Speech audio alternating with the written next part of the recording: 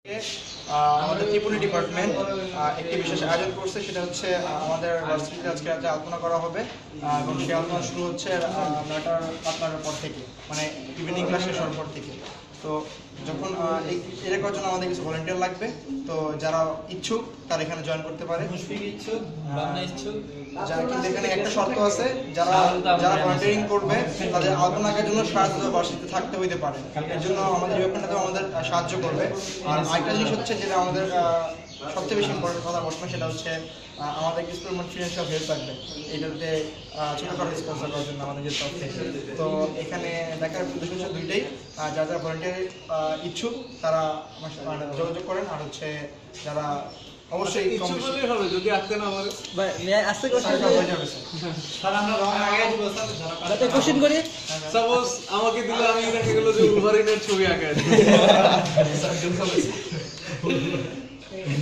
Sir Pakistani sir অবশ্যই কইলাম যে ফিনান্সিয়াল হেল্প মানে কি ফান্ড কি কম পড়ে গেছে?